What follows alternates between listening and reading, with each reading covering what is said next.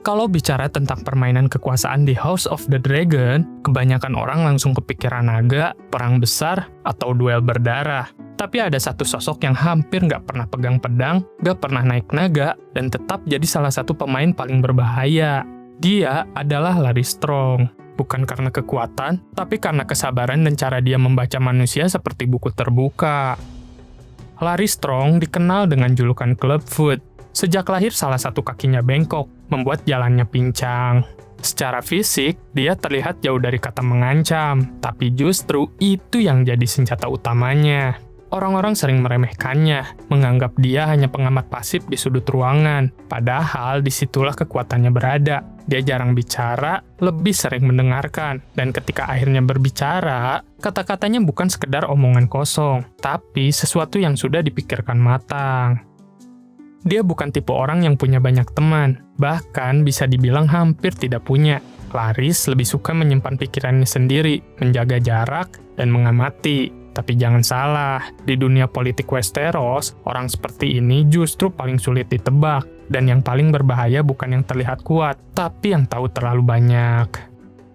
Semua ini dimulai saat dia dibawa ke court oleh ayahnya, yaitu Lionel Strong, yang saat itu menjabat sebagai Hand of the King untuk Raja Viserys Targaryen pertama.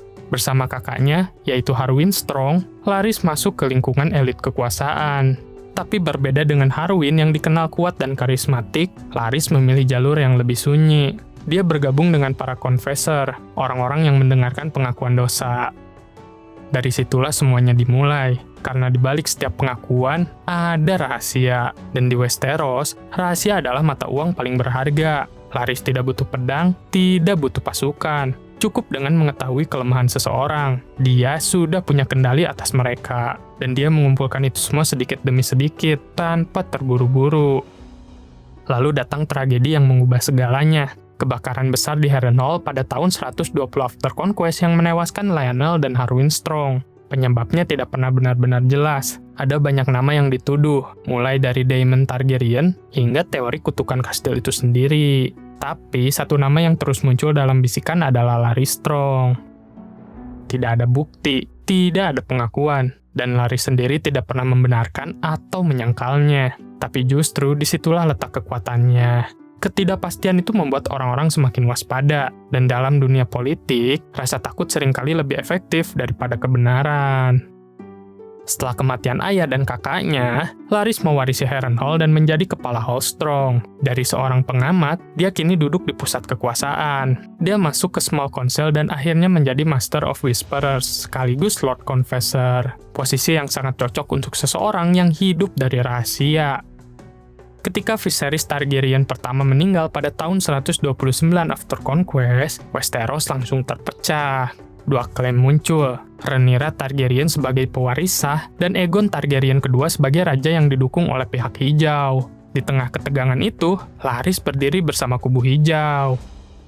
Dia hadir dalam pertemuan penting Small Council yang memutuskan untuk menobatkan Aegon kedua. Dan di momen itu, dia melakukan sesuatu yang sederhana tapi penuh makna. Dia melukai telapak tangannya sendiri dan meminta semua pria di ruangan itu bersumpah dengan darah. Sebuah simbol bahwa keputusan ini bukan sesuatu yang bisa dibatalkan dengan mudah. Namun, menariknya, kesetiaan Larys tidak pernah benar-benar jelas. Dia bukan tipe orang yang loyal karena kehormatan atau cinta. Keputusannya lebih terlihat seperti perhitungan. Rhaenyra dianggap sebagai ancaman, bukan hanya secara politik, tapi juga secara pribadi karena masa lalu House Strong. Jadi bagi Larys, berpihak pada Aegon kedua adalah langkah yang masuk akal. Saat Dance of the Dragon benar-benar pecah, pertempuran terjadi di mana-mana. Daemon Targaryen mengambil alih Harrenhal, markas Larys sendiri. Tapi kehilangan kastil tidak menghentikannya, karena bagi Larys, kekuasaan bukan soal tempat, tapi soal informasi. Di balik layar, dia menyusun daftar musuh, membantu Criston Cole menentukan target.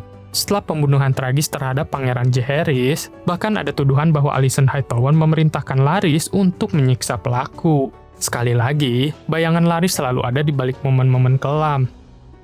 Ketika King's Landing jatuh ke tangan Rhaenyra, banyak orang berpikir permainan sudah selesai, tapi tidak untuk Larys. Dia berhasil lolos dari penangkapan dan melakukan salah satu langkah paling berani dalam perang ini. Dia menyelundupkan Aegon kedua yang terluka keluar dari Red Keep. bersama anak-anaknya melalui jalur rahasia. Bukan cuma itu, dia juga memisahkan mereka untuk alasan keamanan. Melor dikirim ke Old Town, Jaehaera ke Storm End, dan Aegon kedua disamarkan sebagai rakyat biasa lalu dibawa ke Dragonstone. Ini merupakan sebuah langkah yang sangat beresiko, tapi juga sangat cerdas. Karena tidak ada yang akan menduga seorang raja bersembunyi di tempat yang seharusnya paling berbahaya. Sementara itu, Larys tetap berada di King's Landing, diam-diam menggerogoti kekuasaan Rhaenyra dari dalam. Dia menyebarkan rumor, memanfaatkan ketakutan rakyat, termasuk kabar bahwa Helaena Targaryen dibunuh atas perintah Rhaenyra. Rumor ini memicu kemarahan besar yang akhirnya berujung pada kerusuhan.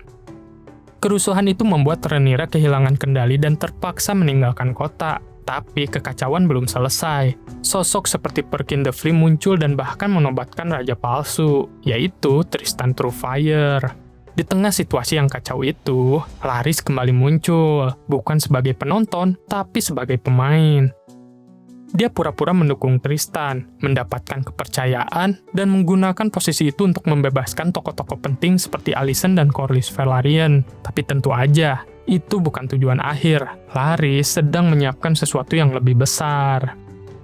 Saat pasukan Boros Baratheon mendekati kota, Larys menawarkan diri untuk bernegosiasi. Tapi di balik itu, dia justru merencanakan pengkhianatan terhadap Tristan. Dengan janji pengampunan, dia meyakinkan Perkin dan pengikutnya untuk berbalik arah dan mengembalikan kota ke tangan Aegon kedua.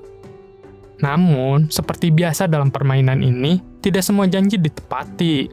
Tristan akhirnya dieksekusi, dan Larys kembali berada di sisi pemenang. Tapi bahkan di titik ini, dia masih terus bermain. Dia meyakinkan Alicent untuk tidak membunuh Corlys, bukan karena belas kasihan, tapi karena perhitungan. Armada Velaryon masih terlalu penting. Setelah Aegon kedua kembali, situasi belum benar-benar stabil. Ketegangan masih ada, termasuk soal nasib Aegon Targaryen ketiga. Di tengah semua itu, Larys kembali menunjukkan pengaruhnya dengan mencegah konflik yang bisa memperburuk keadaan. Tapi permainan ini akhirnya mencapai titik akhir. Setelah berbagai pertempuran, termasuk kekalahan Boros Baratheon, Aegon kedua ditemukan tewas diracun. Banyak yang percaya Larys terlibat dalam kematian ini, bersama Corlys Velaryon. Sekali lagi, tidak ada bukti pasti, tapi pola permainannya terlalu jelas untuk diabaikan. Dengan kematian Aegon kedua, perang berakhir. Aegon ketiga naik tahta, tapi bagi Larys, kemenangan ini tidak bertahan lama. Kedatangan Cregane Stark dari utara mengubah segalanya. Cregane dikenal sebagai sosok yang tegas dan menjunjung keadilan. Dalam periode yang dikenal sebagai Hour of the Wolf, dia mengadili semua pihak yang terlibat dalam pembunuhan Raja Aegon kedua. Nama Larys tentu aja masuk dalam daftar. Berbeda dengan yang lain, Larys tidak mencoba membela diri. Dia juga tidak mengaku. Dia memilih diam, seperti biasanya. Dan mungkin itu adalah bentuk terakhir dari kendalinya, karena bahkan di saat terakhir, dia tetap menjadi teka-teki. Akhirnya, hukuman dijatuhkan. Larys Strong dieksekusi oleh Cregane Stark menggunakan pedang Valyrian Steel Eyes, sebuah akhir yang sederhana untuk seseorang yang hidup dalam bayangan kompleksitas. Namun bahkan di detik terakhir, ada detail yang menunjukkan siapa dirinya. Permintaan terakhirnya adalah agar kaki bengkoknya dipotong sebelum dikuburkan. Seolah-olah, setelah seumur hidup membawa kelemahan itu, dia ingin bebas darinya, setidaknya dalam kematian. Kepalanya dipajang di gerbang Red Keep sebagai peringatan. Tubuhnya akhirnya dibawa kembali ke Harrenhal, dan dengan kematiannya, garis keturunan House Strong pun akhirnya berakhir.